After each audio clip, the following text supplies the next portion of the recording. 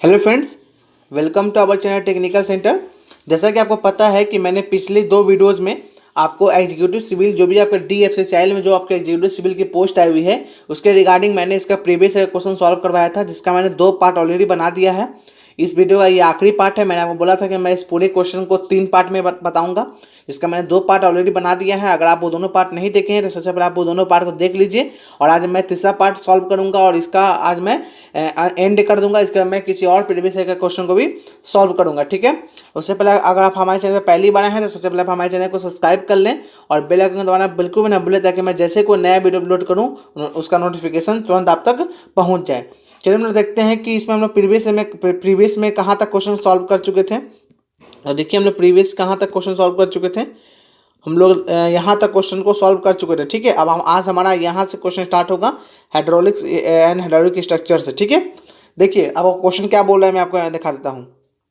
Question आपको बोल रहा है the first Indian railway train start in the year dash and travel between dash, ठीक है ना। बोल रहा है कि पहला इंडियन रेलवे कब स्टार्ट किया गया और कहाँ से कहाँ तक ट्रैवल किया गया, ठीक है ना। तो याद रखिएगा हमारा पहला इंडियन रेलवे जो स्टार्ट किया गया था वो 1853 में स्टार्ट किया गया। कब स्टार्ट किया गया? 1853 में स्टार्ट किया गया, ठीक है। और ये कहाँ कहाँ तक चला था? बॉम्बे एंड थाने के बीच में चला था। कहाँ तक? बॉम्बे एंड थाने के बीच में चला था। और इसकी टोटल जो इसने डिस्टेंस ट्रैवल किया था वो ट्रैवल किया था 32 किलोमीटर, ठीक है। ये भी आपका क्वेश्चन बन सकता है। तो इसने टोटल डिस्टेंस कितना ट्रैवल किया था? 32 किलोमीटर। एक क्वेश्चन और बन सकता है कि इस समय हमारे भारत के वॉइसरॉय कौन थे, ठीक है ना। याद रखिएगा इस हमारे भारत के जो वॉइसरॉय थे उनका नाम था लॉर्ड डलहौजी, ठीक है। तो लॉर्ड डलहौजी ने ही भारत में इंडियन रेलवे को स्टार्ट किया था। ये दोनों बात को ध्यान रखिएगा, ठीक है। दैट मीन्स आपका ऑप्शन नंबर 4 जो है वो करेक्ट हो जाएगा। चलिए नेक्स्ट क्वेश्चन देख लेते हैं। नेक्स्ट क्वेश्चन बोल रहा है कि which the following alignment is normally not used in mountain regions, ठीक है ना। बोला कि माउंटेन रीजन में कौन सा अलाइनमेंट हम लोग यूज नहीं कर सकते, ठीक है ना। तो देखिए माउंटेन रीजन जो होता है, ठीक है, जब भी आप माउंटेन रीजन में किसी चीज़ को किसी रेलवे को कंस्ट्रक्ट करते हैं, ठीक है, तो वहाँ पर आप हॉरिजॉन्टल प्लेन अलाइनमेंट आप नहीं दे सकते, ठीक है ना। जो आप रोडवे पर देते हैं वैसा अलाइनमेंट आप नहीं देते। आपको इस माउंटेन को या तो आप ऐसे ऐसे करके स्पाइरल दे सकते हैं माउंटेन को कट करके, ठीक है, या जिगजैग दे सकते हैं, ऐसा दे सकते हैं, ठीक है ना। लेकिन आप कभी भी हॉरिजॉन्टल नहीं दे सकते हैं, ठीक है, क्योंकि वहाँ पर ग्रेडियंट जो है वो हॉरिजॉन्टल के लिए सफिशिएंट नहीं होता है, ठीक है। तो दैट मीन्स आपका ऑप्शन नंबर जो 4 है वो करेक्ट हो जाएगा, ठीक है। चलिए नेक्स्ट क्वेश्चन देख लेते हैं। नेक्स्ट क्वेश्चन क्या बोला है? नेक्स्ट क्वेश्चन बोल रहा है the standard formation width of single line broad gauge in embankment in Indian railway is, ठीक है ना। बोल रहा है कि इंडियन रेलवे में जो आपका अगर आपको सिंगल लाइन बनाना है, ठीक है, तो आपको विद ऑफ फॉर्मेशन वो कितना रखना पड़ेगा एम्बैंकमेंट के केस में, ठीक है ना। तो देखिए अगर आप सिंगल लाइन बनाते हैं, ठीक है, तो आपको विद ऑफ फॉर्मेशन मतलब ये आपका जो अपर पार्ट है फॉर्मेशन का, इसको हम लोग विद बोलते हैं। इसको आपको कितना रखना पड़ेगा? चौड़ाई, ठीक है ना। अगर आप सिंगल लाइन बना रहे हैं, मान लिया यहाँ पे आपका एक रेल लगा हुआ है, यहाँ पे आपका दूसरा रेल लगा हुआ है, तो आपको ये डिस्टेंस कितना लेना है, ठीक है। तो ये डिस्टेंस आपको लेना है 6.10 मीटर लेना होता है। कितना लेना था? 6.10 मीटर लेना होता है, ठीक है। चलिए नेक्स्ट क्वेश्चन देख लेते हैं। नेक्स्ट क्वेश्चन बोल रहा है कि as per Indian railway standards, ठीक है, the width of the broad gauge is, ठीक है। बोल रहा है कि इंडियन रेलवे स्टैंडर्ड के अकॉर्डिंग ब्रॉड गेज की का विथ कितना होता है, ठीक है। गेज क्या होता है? दो रेल्स के इंटरनल सर्फेसेस जो होता है इसके बीच का डिस्टेंस होता है, ठीक है ना। इनके इंटरनल फेसेस के बीच का डिस्टेंस को हम लोग क्या बोलते हैं? गेज बोलते हैं, ठीक है। क्या बोलते हैं? गेज बोलते हैं। तो बोल रहा है कि ब्रॉड गेज अगर हम लोग लेते हैं तो उसका विद कितना लेते हैं? तो याद रखिएगा जब ब्रॉड गेज होता है उसका विद होता है 1676 mm, ठीक है, 1676 mm, ठीक है। देखिए हमारे पास 4 तरह की गेजेस होती है, ठीक है। हम लोग क्या बोलते हैं? एक को बोलते हैं ब्रॉड गेज, जो मैंने आपको यहाँ बता दिया है। एक हमारा होता है मीटर गेज। क्या होता है? मीटर गेज, जिसका अब मैं एक करके सबको बता देता हूँ। देखिए मीटर गेज का क्या होता है? 1000 mm होता है। कितना होता है? 1000 mm होता है मीटर गेज के लिए, ठीक है ना। अगर मैं बात करूँ 1435 mm, ये स्टैंडर्ड गेज के लिए, किसके लिए है? स्टैंडर्ड गेज के लिए, ठीक है। और एक आज आपसे एक क्वेश्चन और पूछा जा सकता है कि स्टैंडर्ड गेज का यूज़ हम लोग कहाँ का? तो ध्यान रखिएगा स्टैंडर्ड गेज का यूज़ हम लोग मेट्रो में करते हैं। किस में करते हैं? मेट्रो में करते हैं, ठीक है। और एक और हमारा गेज होता है जिसको हम बोलते हैं नैरो गेज, ठीक है। क्या बोलते हैं? नैरो गेज बोलते हैं, ठीक है। तो नैरो गेज का जो वेट होता है वो 710 mm होता है। इस बात को ध्यान रखिएगा, ठीक है। चलिए नेक्स्ट क्वेश्चन देख लेते हैं। नेक्स्ट क्वेश्चन बोल रहा है the load per unit rail length required to produce 1 unit depression in the rail bottom is called dash modulus. ठीक है, बोल रहा है कि आपका 1 यूनिट रेल लेंथ, मान लीजिए एक रेल जो है ना, एक रेल का मतलब होता है एक रेल की टोटल लेंथ, ठीक है ना, उस पर आपको लोड पर यूनिट है ना, अगर आप पर यूनिट लोड लगा रहे हैं, ठीक है, और आपको पर यूनिट का डिप्रेशन चाहिए। डिप्रेशन मतलब होता है कि मतलब ये इसका जो रेल है इसका बॉटम आपको नीचे की तरफ क्या कर रहा है, ये दब रहा है, ठीक है ना, तो उसको क्या बोलते हैं, उस टेंडेंसी को क्या बोलते हैं, तो बोलते हैं ट्रैक मॉडुलस बोलते हैं, ठीक है ना। यानी पर यूनिट रेल लेंथ पर जो लोड रिक्वायर्ड है 1 यूनिट का डिप्रेशन देने के लिए, डिप्रेशन मतलब होता है कि नीचे इसको दबाने के लिए, है ना, इसके बॉटम को नीचे धसाने के लिए बोल सकते हैं आप उसको, ठीक है ना, तो उसको हम लोग क्या बोलते हैं, ट्रैक मॉडुलस बोलते हैं। क्या बोलते हैं, ट्रैक मॉडुलस बोलते हैं। चलिए नेक्स्ट क्वेश्चन देख लेते हैं। नेक्स्ट क्वेश्चन बोल रहा है आपका, देखिए यहाँ पे क्या क्वेश्चन है, मैं थोड़ा जूम कर देता हूँ क्वेश्चन को। देखिए क्वेश्चन बोल रहा था speed factor for the speed above 100 kilometre per hour given by German formula which is adopted in Indian Railway after 1966 as. ठीक है ना, बोल रहा है कि स्पीड फैक्टर का फॉर्मूला हम लोगों ने क्या अडॉप्ट किया है, जर्मन फॉर्मूला था, 1966 के बाद ये फॉर्मूला इंडियन रेलवे ने अडॉप्ट कर लिया। किसके लिए, जब स्पीड जो है ट्रेन की स्पीड जो वो 100 किलोमीटर पर आवर से ज़्यादा हो, ठीक है ना, तो याद रखिएगा जब 100 किलोमीटर पर आवर से स्पीड ज़्यादा होती है तो हम लोग अडॉप्ट करते हैं 4.5 V square upon 10 to the power 5 minus 1.5 V cube upon 10 to the power 7, ठीक है ना। लेकिन अगर आपका स्पीड जो है वो 100 किलोमीटर से कम है, 100 किलोमीटर पर आवर से क्या है, कम स्पीड है, तो आप फॉर्मूला यूज करते हैं वी स्क्वायर अपॉन 30,000। कितना यूज करते हैं, वी स्क्वायर अपॉन 30,000 आप यूज करते हैं। ये कब यूज करेंगे, जब आपका 100 किलोमीटर स्क्वायर से एरिया क्या हो, ऐसा स्पीड क्या हो, कम हो। तो अगला बार हो सकता है ये क्वेश्चन पूछ ले, ठीक है, तो इस बार को ध्यान रखेंगे। नेक्स्ट क्वेश्चन देख लेते हैं। नेक्स्ट क्वेश्चन बोल रहा है the relative density of A granular soil is given by the relation. ठीक है, बोल रहा है कि रिलेटिव डेंसिटी हम लोग ग्रैनुलर सॉइल कैसे निकालते हैं। देखिए रिलेटिव डेंसिटी बोली या इसको आप डेंसिटी इंडेक्स भी बोल सकते हैं, आईडी हम लोग बोलते हैं, डेंसिटी इंडेक्स भी बोल सकते हैं, ठीक है ना। डेंसिटी इंडेक्स हमें कॉम्पैक्टनेस बताती है कि कोई भी सॉइल कितनी ज़्यादा कॉम्पैक्ट है, ठीक है ना। देखिए क्या होता है, ई मैक्स माइनस ई अपॉन ई मैक्स माइनस ई मीन इंटू 100, ठीक है, 100 मतलब परसेंटेज में निकाला गया है।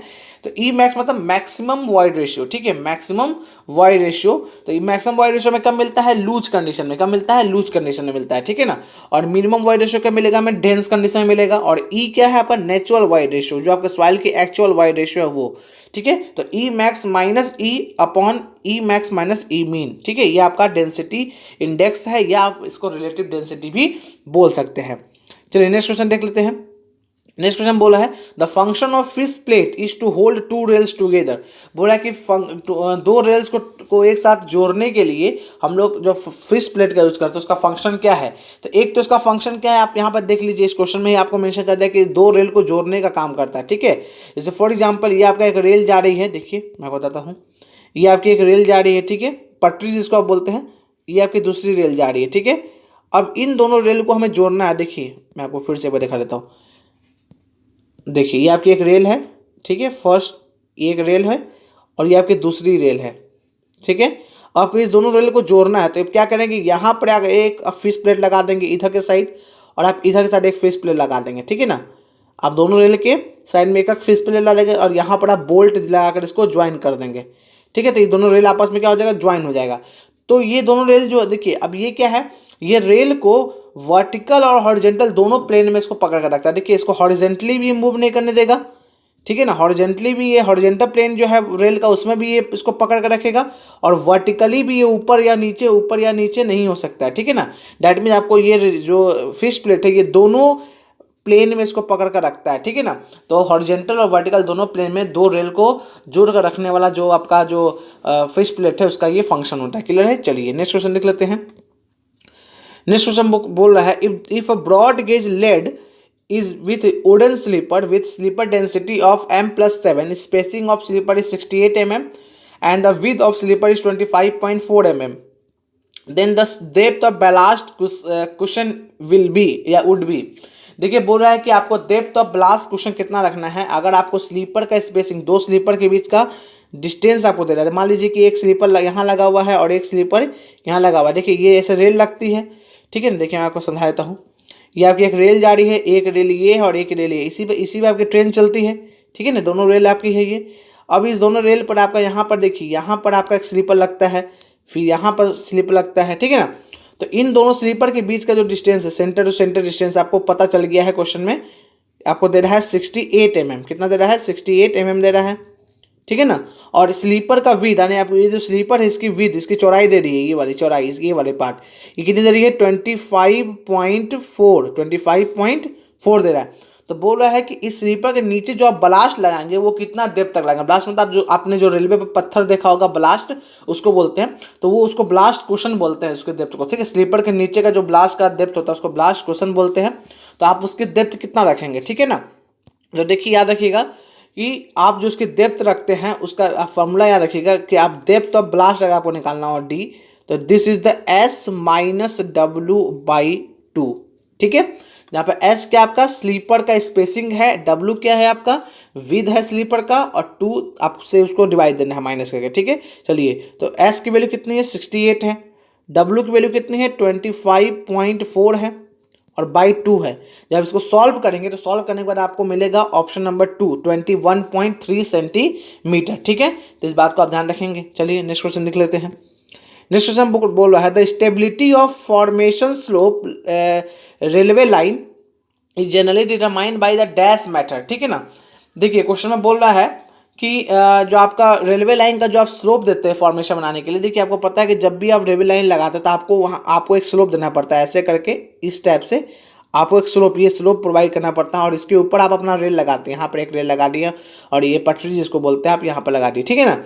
तो बोल रहा है ये जो स्लोप है इसकी स्टेबिलिटी, ये स्लोप स्टेबल है या नहीं है, ये कैसे चेक करेंगे हम लोग, ठीक है ना। जिसके लिए कौन सा मेथड यूज करते हैं, तो याद रखिएगा। पहले बात आप ध्यान रखिएगा कि रेलवे लाइन में जो भी स्लोप होता है वो फाइनाइट स्लोप होता है। कैसा स्लोप होता है, फाइनाइट स्लोप। फाइनाइट स्लोप मतलब होता है जिसका अपर पार्ट और लोअर पार्ट मुझे पता है कि यहाँ पर एंड हो जाएगा, ठीक है ना। लेकिन जो माउंटेन पर स्लोप होता है उसका मुझे एंडिंग नहीं पता होता, तो उसको हम बोलते हैं इनफाइनाइट स्लोप, ठीक है ना। तो याद रखिएगा इसका मतलब यहाँ पर एक बात कंफर्म हो गया है कि ये फाइनाइट स्लोप है। अब फाइनाइट स्लोप के लिए हम लोग 2 टाइप का मेथड यूज करते हैं, ठीक है। 2 टाइप का मेथड यूज करते हैं। एक हम बोलते हैं, एक को हम लोग बोलते हैं स्वेडिश स्लिप सर्कल मेथड। क्या बोलते हैं, स्वेडिश स्लिप सर्कल मेथड, और एक को बोलते हैं फ्रिक्शन स्लिप सर्कल मेथड, ठीक है। तो याद रखिएगा स्लिप सर्कल मेथड हम लोग यूज करते हैं क्योंकि इसमें जो फेलियर होता है वो सर्कुलर फेलियर होता है। कैसा फेलियर होता है, सर्कुलर फेलियर होता है। जैसे आप, ये आपका स्लोप है, मान के चलिए ये आपका स्लोप है, ठीक है ना। तो वो उसमें जो ये जो अगर ये स्लोप अगर फेल करेगा तो ये यहाँ से मिट्टी ऐसे कट के गिर जाएगी। ये जो मिट्टी है ये वाली पार्ट जो है वो यहाँ से कट के बाहर की तरफ गिर जाएगी। तो सर्कल के फॉर्म में इसका फेलियर होता है। कैसा फेलियर होता है, सर्कल के फॉर्म में इसका फेलियर होता है, ठीक है। और ये जो सर्कल बनता है जिसके शेप में ये फेलियर हो सकता है उसी को हम लोग स्लिप सर्कल बोलते हैं। क्या बोलते हैं, स्लिप सर्कल बोलते हैं, ठीक है। दैट मीन्स आपका ऑप्शन नंबर 2 बिल्कुल करेक्ट हो जाएगा। चलिए नेक्स्ट क्वेश्चन देख लेते हैं। The coefficient of curvature from the grain size distribution curve is, ठीक है। बोल रहा है कॉफिशिएंट ऑफ कर्वेचर मुझे निकालना है, सीसी की वैल्यू मुझे निकालनी है, ठीक है ना। तो याद रखिएगा सीसी की वैल्यू जो होती है वो होती है d² 30/d60 इंटू d30, ठीक है ना, d10, ठीक है। तो दैट मीन्स आपका ऑप्शन नंबर जो आपका 2 बिल्कुल करेक्ट हो जाएगा। आपका ऑप्शन नंबर 2 बिल्कुल करेक्ट हो जाएगा, d² 30/d60 इंटू d10, ठीक है ना। ये d30 क्या है, d30 मतलब हो गया आपका कि 30% ऑफ द पार्टिकल जिस साइज से छोटे हैं वो आपका हो गया, 60% ऑफ पार्टिकल किसी खास साइज से छोटे वो हो गया, d10 मतलब भी 10% पार्टिकल, ठीक है। याद रखिएगा d10 को हम लोग इफेक्टिव साइज भी बोलते हैं। क्या बोलते हैं, इफेक्टिव साइज ऑफ पार्टिकल। तो कई बार भी पूछ सकता है कि इफेक्टिव साइज का मतलब क्या होता है। याद रखिएगा d10 जो साइज होता है सॉइल का उसी को हम लोग इफेक्टिव साइज भी बोल सकते हैं, ठीक है। चलिए नेक्स्ट क्वेश्चन देख लेते हैं। नेक्स्ट क्वेश्चन बोल रहा है as per Indian railway standard the length of rail used in broad gauge, ठीक है ना। बोल रहा है कि इंडियन रेलवे स्टैंडर्ड के अकॉर्डिंग आपकी जो ब्रॉड गेज है उसमें एक रेल की लेंथ कितनी हो सकती है, ठीक है ना। तो देखिए ब्रॉड गेज जो होता है उसमें एक रेल जो होता है वो लगभग 12.8 मीटर के अप्रॉक्सीमेटली होता है, लेकिन हम उसको 13 बोलते हैं, ठीक है, 13 मीटर। तो आपका 13 मीटर करेक्ट आंसर है। लेकिन अगर आपका ब्रॉड गेज ना होकर मीटर गेज होता तो यही आपका आंसर 12 मीटर हो जाता, ठीक है। ध्यान रखिएगा कि अगर आपका मीटर गेज होगा तो 12 मीटर का एक रेल लेंथ होता है, अगर आपका ब्रॉड गेज है तो आपका 13 मीटर का एक रेल लेंथ होता है। नेक्स्ट क्वेश्चन बोल रहा है the distance between the gauge face of the stock rail and the tongue rail of at the heel of the switch is called. देखिए जब आप पॉइंट एंड क्रॉसिंग पढ़ते हैं रेलवे में तो देखिए मान लीजिए एक रेल जा रही है, ठीक है, स्ट्रेट रेल जा रही है। अब आपको मान लीजिए यहाँ से कोई दूसरी रेल जो है आपको डायरेक्शन आपको चेंज करना है, तो वहाँ पर हम लोग पॉइंट एंड क्रॉसिंग पढ़ते हैं, ठीक है। तो यहाँ से हम लोग क्या करते हैं, एक रेल ऐसे निकाल देते हैं और एक रेल ऐसे निकाल देते हैं, ठीक है, और ये रेल आगे अपनी कंटिन्यू होती रहती है, ठीक है। तो ये जो आपकी रेल होती है, ये जो आपकी रेल होती है, ये जो आपकी पतली सी एक रेल यहाँ पर आके खत्म हो जाती है, इसको बोलते हैं टंग रेल। क्या बोलते हैं? टंग रेल बोलते हैं। और ये आपकी क्या है, ये वाली जो रेल आपकी जा रही है, ये दोनों रेल, इसको बोलते हैं आपका गेज रेल, ठीक है। तो स्टॉक रेल बोलते हैं। तो बोल रहा है कि इन दोनों के बीच का डिस्टेंस जो है हील पर, इसको हील बोलते हैं। यहाँ पर ये जो पॉइंट आपको गैप दिख रहा है बीच में, ये जो आपको गैप दिख रहा है यहाँ पर, इसको हील बोलते हैं। तो यहाँ पर जो ये जो आपको पार्ट दिख रहा है इसको क्या बोलते हैं? हम उसको बोलते हैं हील डाइवर्जेंस। क्या बोलते हैं? हील डाइवर्जेंस बोलते हैं, ठीक है। डाइवर्ट कर दिया गया है रूट को।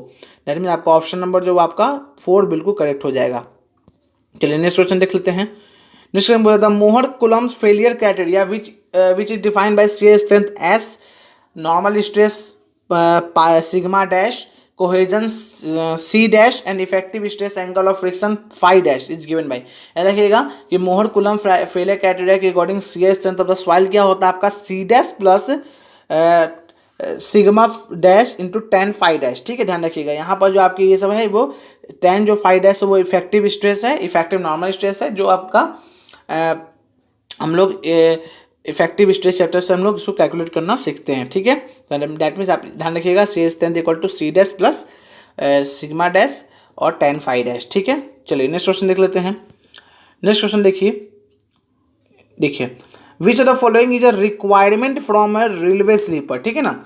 बोल रहा है कि रेलवे स्लीपर की रिक्वायरमेंट इनमें से क्या होती है। अब देखिए इस क्वेश्चन में थोड़ा सा प्रॉब्लम है। इस क्वेश्चन में प्रॉब्लम ये है कि इस क्वेश्चन में इनको यहाँ लिखना चाहिए था कि विच of the following is not a requirement, क्योंकि यहाँ जो ऑप्शन दिया हुआ नॉट अ रिक्वायरमेंट के अकॉर्डिंग दिया गया। देखिए मैं आपको समझाता हूँ कैसे रेलवे स्लीपर की क्या रिक्वायरमेंट होती है, ठीक है ना। पहला देखिए क्या लिखा हुआ, it should transfer the load evenly from the rails to the wider area of the ballast, ठीक है ना।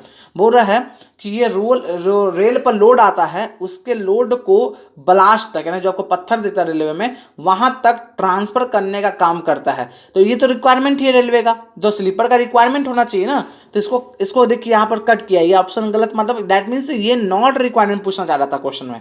मैं आपको समझाता हूँ, मैं जो इसका आंसर दिया मैं उसके बारे में भी आपको समझा दूंगा, ठीक है ना। ये एक्चुअली में पूछना चाहिए था इसको नॉट रिक्वायरमेंट, इसने रिक्वायरमेंट लिख दिया, ठीक है। देखिए सेकंड देखिए, it should give a firm and even support to the rail.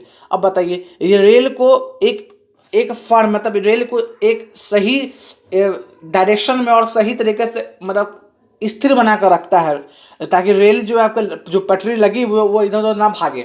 बिल्कुल सही है, ये भी इसकी रिक्वायरमेंट है, ठीक है ना, ये भी इसकी एक रिक्वायरमेंट है। अब देखिए it should hold the rail in the correct gauge and alignment, ये रेल को करेक्ट गेज में रखता है और अलाइनमेंट में रखता है।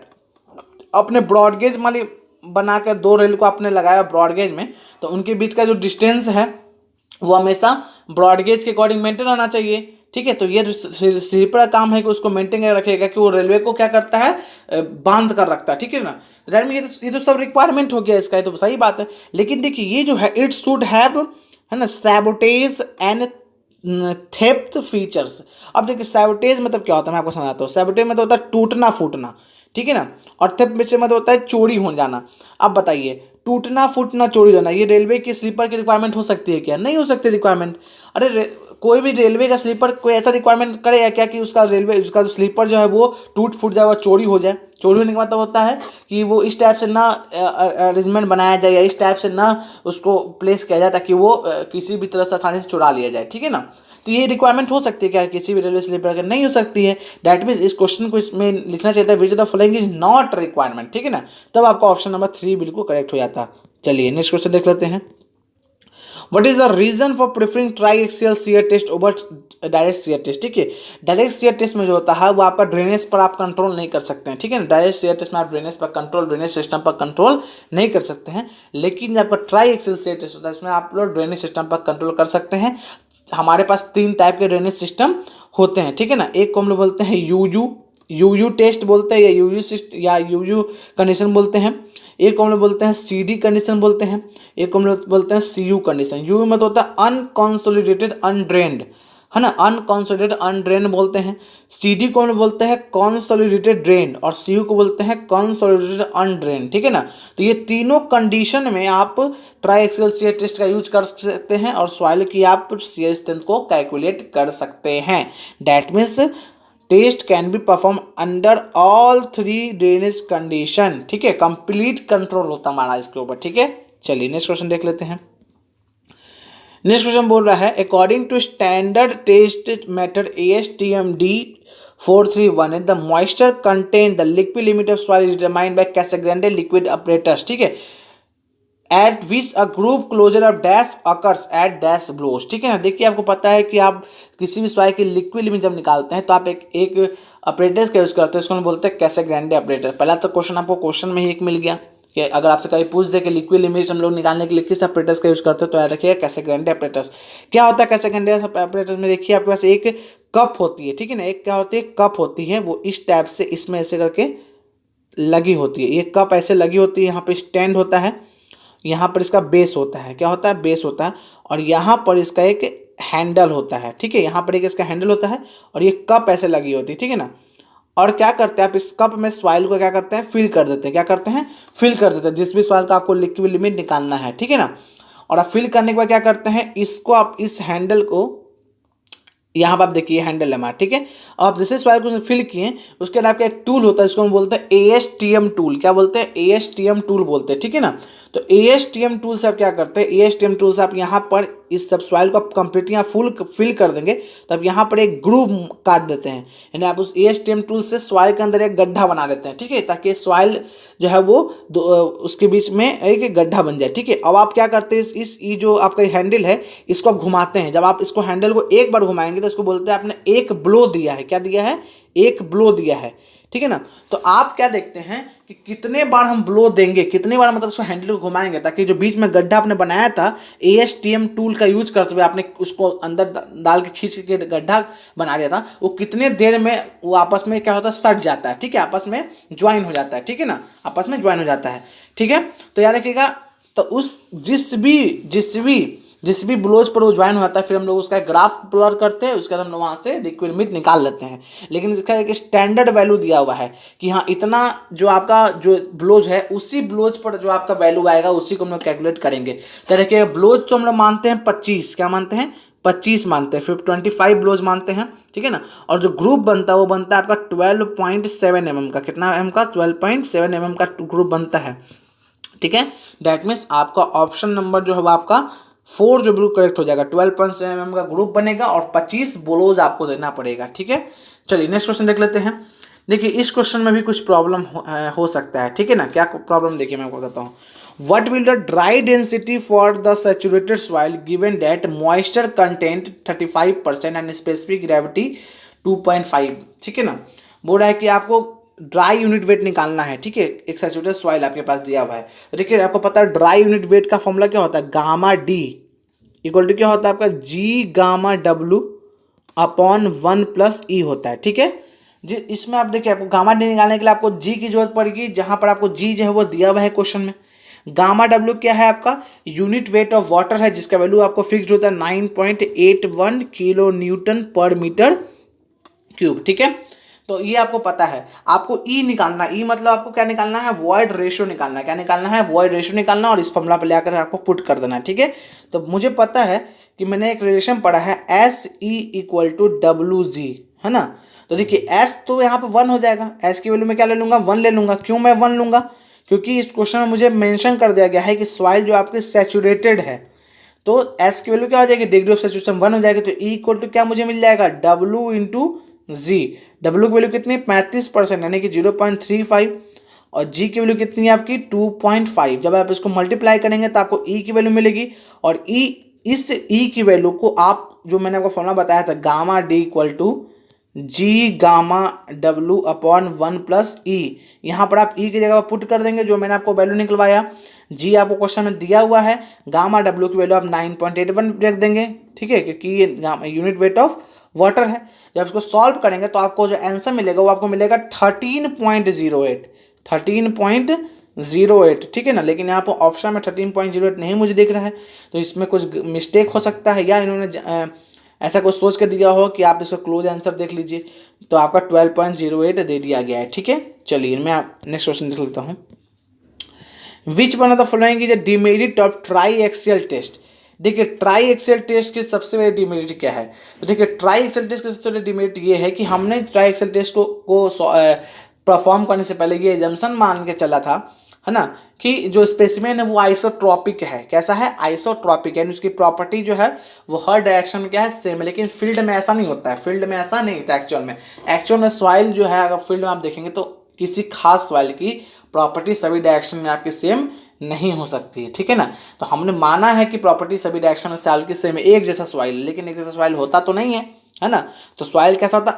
अनआइसोट्रॉपिक होता है, अनआइसोट्रॉपिक होता है एक्चुअल फील्ड में, लेकिन हम लोग मान लेते हैं ट्राई एक्सेल में कि आइसोट्रॉपिक है। तो सबसे बड़ा डिमेरिट इसका यही निकल कर आता है, ठीक है। चलिए नेक्स्ट क्वेश्चन देख लेते हैं। Lime stabilization is most commonly use for stabilizing. देखिए लाइम स्टेबलाइजेशन मतलब क्या होता है, सॉइल की बियरिंग कैपेसिटी बढ़ाने के लिए हम लोग एक प्रोसेस करते हैं, इसको बोलते हैं स्टेबलाइजेशन प्रोसेस। इसमें डिफरेंट टाइप के मैकेनिकल मेथड भी होते हैं, कुछ केमिकल मेथड भी होते हैं। तो यहाँ पे एक पूछा गया कि लाइम स्टेबलाइजेशन, लाइम का यूज करके आप सॉइल को स्टेबलाइज कर रहे हैं, तो किस टाइप के सॉइल के लिए आप करेंगे उसको? तो आप उसको करेंगे क्ले के लिए। क्ले किस टाइप के सॉइल के लिए? क्ले सॉइल के लिए। के मतलब कोहेजन सॉइल के लिए, ठीक है, कोहेजिव सॉइल के लिए। नेक्स्ट क्वेश्चन बोला, the intensity of vertical stress of the soil just below the point load is given by dash where Z vertical distance between the point load and the polar stress and Q point load, ठीक है ना। Board आप आगे कि आपके एक ground है, इसके यहाँ पे आपको मान लीजिए कोई लोड लग रहा है, ठीक है, पॉइंट लोड लग रहा है, तो इसके जस्ट नीचे यहाँ पर कोई जेड डिस्टेंस पर यहाँ पर आपका कितना वर्टिकल स्ट्रेस का वैल्यू होगा, ठीक है ना, वो आपको बताना है। तो इसका डायरेक्टली फार्मूला है हमारे पास, ठीक है ना। तो हम लोग क्या इसका फॉर्मूला यूज़ करते हैं, देखिए इसका डायरेक्टली फार्मूला आपका क्या है, 0.4775 क्यू अपॉन जेड स्क्वायर, ठीक है ना। ये आपका स्ट्रेस डिस्ट्रीब्यूशन इन सॉइल एक चैप्टर है, उसका ही पार्ट है, ठीक है। समझ में आ रहा था आपका। चलिए नेक्स्ट क्वेश्चन देख लेते हैं। नेक्स्ट क्वेश्चन बोला है कि according to Rankine's formula the minimum depth of foundation H computed with gross bearing capacity P, depth of soil gamma and angle repose phi is। बोल रहा है कि रैंकाइन फार्मूला के अकॉर्डिंग आपका मिनिमम डेप्थ ऑफ फाउंडेशन कितना होना चाहिए। तो इसका डायरेक्ट फार्मूला आपको याद रखना होगा कि मिनिमम डेप्थ ऑफ फाउंडेशन कितना होना चाहिए, P by gamma bracket 1 minus sine phi upon 1 plus sine phi to D whole square, ठीक है। चलिए नेक्स्ट क्वेश्चन देख लेते हैं। नेक्स्ट क्वेश्चन आपको क्या बोला है, if the capillary rise in soil A with an effective size of 0.02 mm was 60 centimeter, then what would be the capillary rise in the similar soil B with an effective size of 0.04 mm, ठीक है ना। बोल रहा है कि एक soil आपका A है, एक सॉइल आपका क्या है, B है, ठीक है ना। इस सॉइल में जो आपका जो इफेक्टिव साइज ऑफ पार्टिकल मैंने आपको थोड़ा देर पहले ऊपर एक क्वेश्चन बताया था, D10 साइज को बोलते हैं, ठीक है ना। तो इसका जो D10 साइज है, पार्टिकल का, वो आपका है 0.02, ठीक है ना।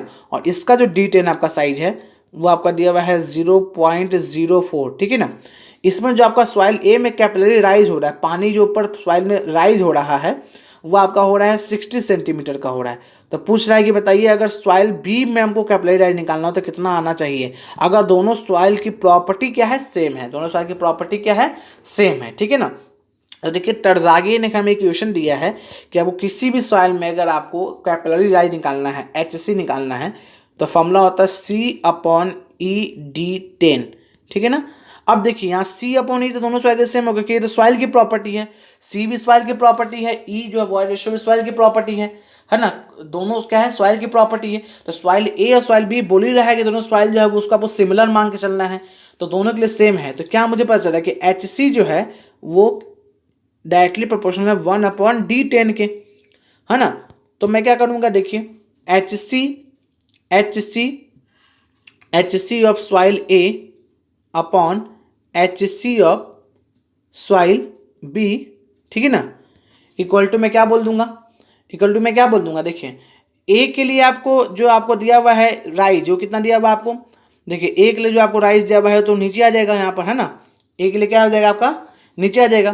तो ए के लिए अगर मैं बात करूँ, या ऐसे बोल सकते हैं कि दोनों का जो आपको H A upon H B आप जब करेंगे, H A upon H B जब आप करेंगे तो दोनों के लिए आप जब उसको, देखिए मैं आपको फॉर्मूला से समझा देता हूँ। देखिए आप लोग कन्फ्यूज में हो जाएगा। एच सी ए के लिए मैं निकालूंगा तो मैं क्या लिखूंगा, 1/d10 ऑफ ए, है ना। और जब मैं एच सी बी के लिए निकालूंगा तो मैं क्या लिखूंगा, 1/d10 ऑफ बी, ठीक है। अब जब मैं दोनों को डिवाइड कर दूंगा तो मैं क्या लिखूंगा, H C of A upon H C of B equal to, अब बी का पार्ट ऊपर चला जाएगा तो बी का राइज मुझे निकालना है, तो यहाँ पर मैं बी की राइज को एक्स ले लेता हूँ, ठीक है ना। सॉरी यहाँ पर मैं D10 लिखूंगा ना, मैं D10 लिखूंगा, चलिए मैं D10 लिखूंगा। तो H C of A upon H C of B equal to D10 size कितना है बी का, 0.04, और इसका क्या हो जाएगा 0.02, ठीक है 0.02। और मुझे एच सी ऑफ ए कितना है, इसकी वैल्यू में क्या रख दूंगा, 60 रख दूंगा।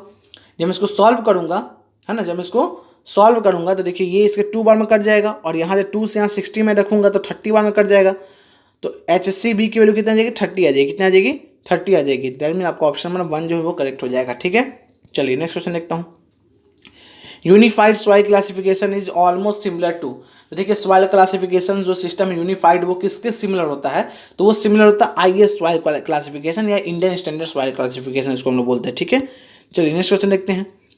एक और क्वेश्चन आ गया, the liquid limit is determined from Casagrande apparatus, ठीक है, मैंने आपको ऊपर ही बताया था। The apparatus consist of semi spherical brass cup that is repeatedly dropped onto a hard rubber base from height. मैंने आपको बताया था, मैंने आपको फिगर बना के बताया था कि इस टाइप का एक स्टैंड होता है और इस टाइप का स्टैंड में आपका एक कप लगा होता है, इस टाइप का कप लगा होता है, और ये जो स्टैंड होता है ये नीचे एक रबर के प्लेट पर ऐसे जुड़ा हुआ होता है, ठीक है ना, रबर का बेस प्लेट होता है, ये जुड़ा होता है, और यहाँ पर आपका क्या होता है, हैंडल लगा होता है, ठीक है, घुमाने के लिए, ठीक है। तो बोल रहा है कि ये जो आप इसको जब हैंडल घुमाते हैं, देखिए ये जो कप है ये ऊपर नीचे जो है वो ऊपर नीचे गिरता है। तो देखिए ये जो रबर बेस है इसके बीच में देखिए यहाँ पर डिस्टेंस दिया भाई, ये आपको गैप दिख रहा होगा, ठीक है ना। तो ये पूछा कितना गैप होना चाहिए, कितना गैप होना चाहिए, इसकी हाइट कितनी होनी चाहिए, ठीक है। तो इसकी हाइट होनी चाहिए 10 mm होनी चाहिए, कितनी होनी चाहिए 10 mm। ये जो आपका कप है और ये जो बेस है इसके बीच का डिस्टेंस 10 mm से ज़्यादा आपका नहीं होना चाहिए, इस बात को ध्यान रखेंगे। नेक्स्ट क्वेश्चन बोल रहा है, for flow through soil the flow is laminar when रेलॉन नंबर, बोला है कि जब कोई भी फ्लो सॉइल से होकर होगा, सॉइल से जब भी कोई फ्लो होगा तो उसको लेमिनार फ्लो कब बोलेंगे, जब उसका रेलॉन नंबर 1 से कम होगा। क्या होगा, 1 से कम होगा तो हम लोग उस टाइप के फ्लो को बोलेंगे लेमिनार फ्लो। याद रखिएगा ये सॉइल की बात हो रही है, क्या हो रही है, सॉइल की बात हो रही है, ठीक है। चलिए नेक्स्ट क्वेश्चन बोल रहा है, for a soil if the sensitivity value varies from 2 to 4, अगर कोई सॉइल उसके सेंसिटिविटी वैल्यू, है ना, उसकी सेंसिटिविटी वैल्यू कितनी हो रही है, 2 से 4 के बीच में वेरी कर रही है, तो वो सॉइल किस टाइप का सॉइल कहलाएगा। तो रखिएगा अगर 2 से 4 के बीच में है तो वो मॉडरेट सेंसिटिविटी कहलाएगा, ठीक है। सेंसिटिव सॉइल का मतलब होता है कि सॉइल की एक्चुअल में कंडीशन क्या थी, मतलब हम ऐसा बोल सकते हैं कि अनकॉन्सेंट्रेटेड कंफाइंड स्ट्रेस बोल सकते हैं, और बाद में जब सॉइल डिस्टर्ब हो गया तो उस समय उसे क्या है, दोनों का रेशियो निकालते हैं, उसके अनकन्फाइंड कॉन्सोलिडेटेड टेस्ट का जब आप स्ट्रेस का जब रेशियो निकालते हो तो हम उससे सेंसिटिविटी मिलता है। क्लियर है। चलिए नेक्स्ट क्वेश्चन देख लेते हैं। नेक्स्ट क्वेश्चन बोल रहा है, the load per unit area of the foundation eight which shear failure in the soil occurs, ठीक है। बोल रहा है कि per unit area of the foundation पर जो लोड मिल रहा है हमें, ठीक है ना, ठीक है, जिसके कारण से जो सॉइल में शियर फेलियर आ रहा है तो उस टाइप के लोड को हम क्या बोलते हैं, अल्टीमेट बेयरिंग कैपेसिटी बोलते हैं। क्या बोलते हैं, ultimate bearing capacity of the soil बोलते हैं। चलिए नेक्स्ट क्वेश्चन देख लेते हैं। नेक्स्ट क्वेश्चन बोला कि according to Terzaghi bearing capacity theory for foundation, a foundation if shallow, तो बोल रहा है कि अगर कोई भी फाउंडेशन सैलो है, सैलो फाउंडेशन में याद रखिएगा कि जो उसकी फाउंडेशन की जो विड्थ होगी, चौड़ाई जो होगी वो ज़्यादा होगी, जैसे ये जो चौड़ाई है ये ज़्यादा होगा, ये डेप्थ थोड़ा कम होता है, ठीक है ना। तो डेप्थ इज लेस देन और इक्वल टू विड्थ, ठीक है ना, हो भी सकता है इक्वल टू, लेकिन मोस्ट ऑफ द केसेस में जो होता है आपका वो आपकी विड्थ ज़्यादा होती है, आपकी डेप्थ कम होती है फाउंडेशन की, ठीक है। चलिए नेक्स्ट क्वेश्चन देख लेते हैं और लास्ट क्वेश्चन देख लेते हैं। In a modified Proctor test for compaction of soil the mass of the rammer is of dash and dropped at a height of dash. ठीक है ना, बोल रहा है क्या कि जो आप कॉम्पैक्शन सॉइल के लिए मॉडिफाइड प्रॉक्टर टेस्ट करते हैं हम लोग, ठीक है ना, याद रखें मॉडिफाइड प्रॉक्टर टेस्ट हम लोग किसके लिए करते हैं, कॉम्पैक्शन ऑफ सॉइल के लिए करते हैं। एक क्वेश्चन ये भी आपका बन सकता है, ठीक है ना। कॉम्पैक्शन ऑफ सॉइल करने के लिए हम लोग मॉडिफाइड प्रॉक्टर टेस्ट करते हैं। एक्चुअली हम लोग उसमें निकालते हैं क्या, हम लोग निकालते हैं ऑप्टिमम मॉइस्चर कंटेंट, OMC की वैल्यू निकालते हैं। क्या निकालते हैं, OMC की वैल्यू निकालते हैं। ऑप्टिमम मॉइस्चर कंटेंट की वैल्यू निकालते हैं। ये वो वाटर कंटेंट है जिस पर सॉइल जो है उसकी जो डेंसिटी होती है, ड्राई डेंसिटी, वो मैक्सिमम होती है, ठीक है ना। और हम चाहते हैं कि हमारी जो सॉइल की डेंसिटी है वो हमारी मैक्सिमम हो रहे, ठीक है। तो हम लोग उस वाटर कंटेंट को फाइंड करते हैं। तो फाइंड करने के लिए हमारे पास जो होता है वो बेसिकली 4 तरह का मेथड है। एक को बोलते हैं हम स्टैंडर्ड प्रॉक्टर टेस्ट, एक को बोलते हैं मॉडिफाइड प्रॉक्टर टेस्ट, एक को बोलते हैं इंडियन स्टैंडर्ड टेस्ट, ठीक है। Indian standard light compaction test बोलते हैं बेसिकली, और Indian standard heavy compaction test बोलते हैं। तो यहाँ आपको पूछा गया है मॉडिफाइड प्रॉक्टर टेस्ट, ठीक है। तो मॉडिफाइड प्रॉक्टर टेस्ट में देखिए हम लोग क्या करते हैं, रैमर रहता है हमारे पास। क्या होता है रैमर, मतलब एक समझ लीजिए एक हैमर टाइप का होता है ना। उससे हम लोग सॉइल को क्या करते हैं, सॉइल को हम लोग रख कर और इस पर इस रैमर से क्या करते हैं, ऊपर से गिराते हैं, ठीक है ना। तो पूछा इस रैमर का वेट कितना होता है और इसको कितनी हाइट से हम लोग ड्रॉप करते हैं सॉइल पर, ठीक है ना, सॉइल को कॉम्पैक्ट करने के लिए, ठीक है। तो देखिए इसकी जो हाइट होती है इसकी जो वेट होती है वो 4.89 किलोग्राम होती है, और इसका जो हाइट होता है, हाइट ऑफ फॉल बोलते हैं इसको हम लोग, 450 mm होती है। कितनी होती है, 450 mm होती है। एक चीज़ और पूछ सकता है कि मॉडिफाइड प्रॉक्टर टेस्ट को कब डेवलप किया गया। देखिए मॉडिफाइड प्रॉक्टर टेस्ट को डेवलप किया गया था सेकेंड वर्ल्ड वॉर के समय। सेकेंड वर्ल्ड वॉर के समय इसको डेवलप किया गया था। क्यों डेवलप किया गया था, क्योंकि सेकेंड वर्ल्ड वॉर के समय जो है वो हमें सॉइल जो है वो काफ़ी ज़्यादा हैवी कॉम्पैक्ट चाहिए, क्योंकि बड़े बड़े जो भी जहाज़ थी वो आपके सॉइल पर उतारी जाती थी, लड़ाकू विमानें जो थी वो सॉइल पर उतारी जाती थी। तो सॉइल का जो डेंसिटी है वो काफ़ी स्ट्रॉन्ग होना चाहिए था, इसलिए हम लोगों ने उस समय मॉडिफाइड प्रॉक्टर टेस्ट को अडॉप्ट कर लिया। क्लियर है, तो ध्यान रखिएगा इस बात को भी। तो आई होप आपको मैंने आज का जो भी क्वेश्चन बचा हुआ था इस प्रीवियस ईयर क्वेश्चन में मैंने अच्छे से आपको समझा दिया है। अगर फिर भी आपको कोई डाउट आता है तो आप कमेंट बॉक्स में उसको मेंशन कर दीजिए, मैं इस डाउट को सॉल्व करने की पूरी कोशिश करूंगा। और आप हमारे टेलीग्राम चैनल को ज्वाइन कर लीजिए, जहां पर आपको आपके एग्जाम से रिलेटेड काफ़ी स्टडी मटेरियल आपको वहाँ पर प्रोवाइड कर दिए गए हैं। आप वहाँ जाकर इजीली उसको डाउनलोड कर सकते हैं, ठीक है। चाहे आप वो किसी भी ब्रांच के स्टूडेंट हो, मैंने वहाँ पर सारे ब्रांच के स्टूडेंट के लिए वहाँ पर कई सारे PDFs, कई सारे इंपॉर्टेंट जो भी आपके नोट्स अपलोड कर दिए हैं। अगर आपको इस क्वेश्चन का PDF चाहिए तो आप हमारे टेलीग्राम चैनल को ज्वाइन कर लीजिए, लिंक उसका डिस्क्रिप्शन में आपका दिया हुआ है। चलिए नेक्स्ट वीडियो में मिलेंगे हम लोग, ऐसे ही एक और जो भी प्रीवियस क्वेश्चन आया है उसको सॉल्व करेंगे और देखेंगे कि किस टाइप का क्वेश्चन और भी प्रीवियस में पूछा गया है। अगर आपको वीडियो पसंद आया है तो वीडियो को लाइक जरूर कर दे और इसको ज़्यादा से ज़्यादा बच्चों में शेयर कर दे। Thank you.